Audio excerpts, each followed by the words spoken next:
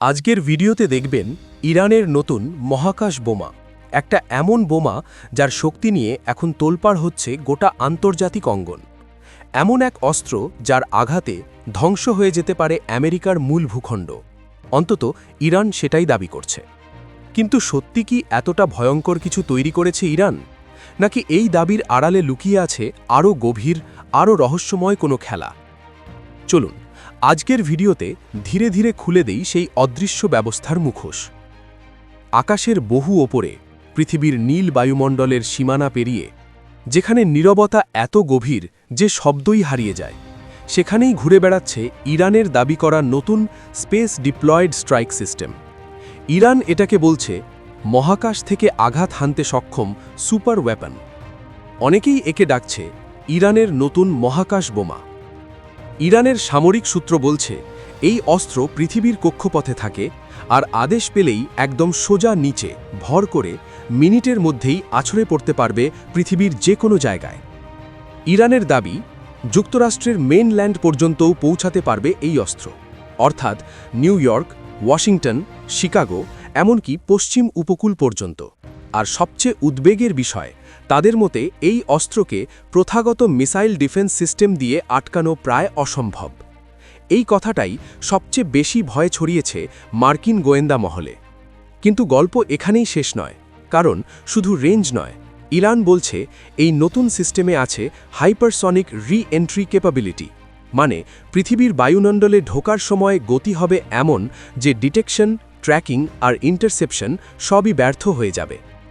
ইরানের সামরিক কমান্ডারের ভাষায়, আমাদের রেঞ্জ স্থির নয়, আমাদের প্রয়োজন, আর যার দিকে তাক করব পৃথিবীর যে কোনো জায়গা আঘাতের আওতায় আসবে। এই ভয়ঙ্কর বক্তব্য প্রকাশ্যে আসতেই বিশ্বজুড়ে শুরু হয়েছে নতুন করে আলোচনার ঝড়। কিন্তু এখন প্রশ্ন হলো, এই মহাকাশ বোমা কি সত্যিই আছে, নাকি ইরান কৌশলে বাড়াচ্ছে ভয়ের মাত্রা? সত্য হলো, মহাকাশে কার্যকর অস্ত্র বসানোর প্রযুক্তি অর্জন করা অত্যন্ত কঠিন। এর জন্য লাগে বহুস্তরের উন্নত রকেট প্রযুক্তি, precise guidance system, heat resistant reentry shield, orbital manoeuvring capacity এবং দীর্ঘমেয়াদী স্থিতিশীল স্পেস ডিপ্লয়মেন্ট। এই সম্পূর্ণ সিস্টেম কেবল মার্কিন যুক্তরাষ্ট্র, রাশিয়া ও চীনের মতো সামরিক পরাশক্তির হাতেই এখন পর্যন্ত দেখা যায়। ইরান যদিও বহু উন্নত মিসাইল তৈরি করেছে, কিন্তু মহাকাশ ভিত্তিক স্ট্রাইক ক্যাপাবল ওয়েপন এখন পর্যন্ত তাদের দ্বারা কার্যকরভাবে ব্যবহৃত হয়েছে এমন কোনো নিশ্চিত প্রমাণ পাওয়া যায়নি। তবুও এই দাবিকে হালকা করে দেখা ভুল হবে, কারণ গত কয়েক মাসে ইরান বেশ কিছু রহস্যময় রকেট ও মিসাইল টেস্ট করেছে, যার ছবি প্রকাশিত হয়েছে আন্তর্জাতিক স্যাটেলাইট সূত্রে। কিছু পরীক্ষা এত গোপনে হয়েছে যে যুক্তরাষ্ট্র নিজেও প্রকাশ্যে মন্তব্য করতে পারেনি। বিশেষজ্ঞদের মতে ইরান এই ঘোষণার মাধ্যমে দুই কাজ করতে চাইছে: এক, শত্রুপক্ষকে মানসিকভাবে চাপ দেওয়া, আর দুই, নিজেদের প্রযুক্তিগত অগ্রগতির ভয় দেখিয়ে আন্তর্জাতিক দর কষাকষিতে সুবিধা নেওয়া। অর্থাৎ ভয় দেখানো, কিন্তু ভয়টাকে এমনভাবে দেখানো যাতে সন্দেহ থাকে, কিন্তু সরাসরি মিথ্যে বলেছে বলার মতো প্রমাণও কেউ দেখতে না পায়।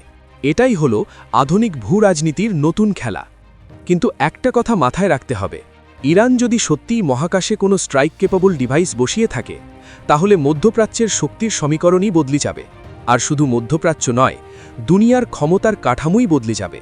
কারণ আগে পর্যন্ত মহাকাশ ছিল কেবল সুপার পাওয়ারদের মাঠ, কিন্তু ইরান যদি সত্যিই সেখানে ঢুকে পড়ে, তাহলে সেটা হবে একটা এমন ঘটনা যা নীরবে কিন্তু গভীরভাবে বদলে দেবে বৈশ্বিক ক্ষমতার ভারসাম্য। এই কারণেই পশ্চিমা বিশ্লেষকরা এখন সাইলেন্ট অ্যালার্ট মোডে আছে।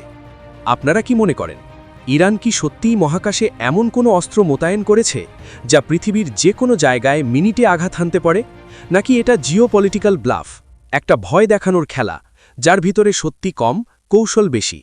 কমেন্টে জানাতে ভুলবেন না।